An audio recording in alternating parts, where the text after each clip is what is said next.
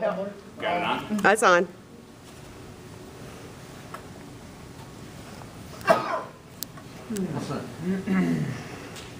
Get yourself. All right, good afternoon. Merriam-Webster's dictionary describes a catastrophe as the final event.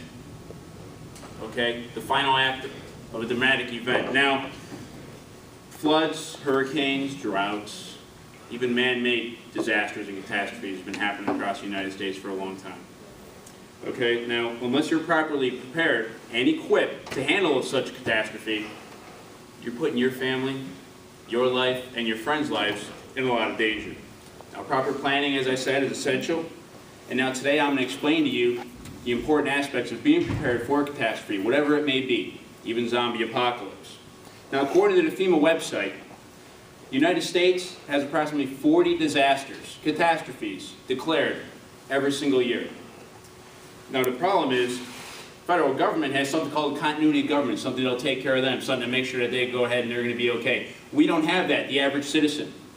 And don't think that FEMA is always going to sit there and be able to take care of you if something actually were to happen. So, catastrophes and natural disasters, as I said, are nothing new. You can trace back all the way to 1803 in the Philadelphia Gazette, where they talked about a catastrophe being a drought in the Midwest and how everybody was starting to die. Of course, the Midwest back then was no farther than Ohio. However, that drought had actually dramatically influenced people even on the East Coast. So the first thing you have to do is you have to have a plan. Now, that plan can be something as simple as, if something were to happen, I'm going to have food stores ready. I'm going to make sure my family's aware that when something happens, we're coming home and we're going to stay together. If you don't have a plan, anything else that you build on is going to be null and void. Now, when we talk about a plan, a big thing is escape. What kind of catastrophe is it going to be? Escape is important. If there's a catastrophe in your hometown, you're going to want to escape it. There's some catastrophes where, let's say a spill, chemical spill, let's say a terrorist attack, let's say World War III, let's say zombie apocalypse. You will need to leave that area immediately. Escape is very important. What's your transportation going to be? What if there's an EMP, electromagnetic pulse, that goes ahead and wipes out everybody's vehicles? How are you going to go from point A to point B? Not all instances where you're going to need to escape. You might want to hold in your house. You might want to turn that place into Fort Apache. How are you prepared? What plan do you have to actually hold in your house? Are you prepared? Do you have the food stores that you need? Do you have water? Do you have the capabilities of actually growing your own food?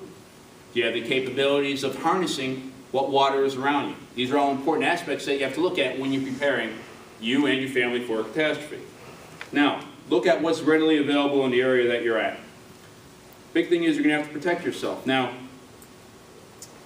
FEMA, at the state, local, and federal government, they have their own priorities. And I think, as we've seen in prior instances, Hurricane Katrina, they're not always going to be there at the snap of the fingers to go ahead and assist the public. Well, that's how you're going to have a plan. Now, protect yourself. If you don't have protection, you're doomed from the start. You need to go ahead and acquire as many guns, ammunition, maybe a bow and arrow, maybe knives, to protect yourself and your family. Without protection, there's nothing that can be done. You need to stockpile those items. Have those items ready to go for any amount of time. And also, as I talked about food, water, and medicine, there's simple everyday supplies that you probably have in your home right now that would actually be able to contribute to help you out if catastrophe were to happen. Now, all this is useless unless you possess the physical and mental toughness to do what needs to be done in the instance of a catastrophe. Now, imagine not being properly prepared for a catastrophe and you have to witness your family being victimized.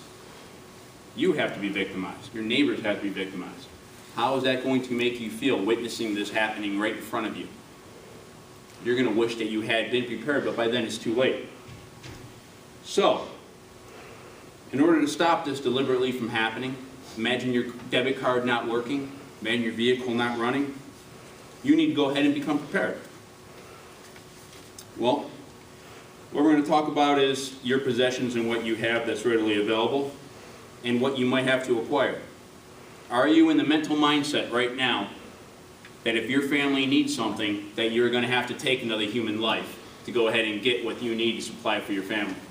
You're going to have to resort back to your basic human instincts and be prepared to do violence on other people to provide for yourself and those around you. If not, then you're going to become nothing more than a statistic. Now, I don't know about you, but I'm ready to go ahead and protect myself and my family. Important thing is, are you prepared? Well, if not, you need to start doing it now.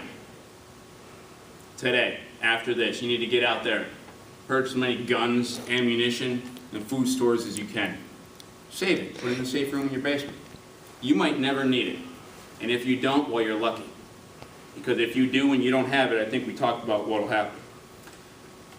Look how many people there are in the United States. U.S. Census Bureau estimates there's over 72 million people currently living in the United States. FEMA estimates that only 6% of the population is actually prepared for a catastrophe. Now, I just want to make sure that you've made the right choice and you are prepared. I don't want you to go ahead and fall into the other 94%. So, in conclusion, I think it's good that we talked about how to be prepared for a catastrophe and what to do if one actually happens. Thank you for your time. Mike Kwiatkowski,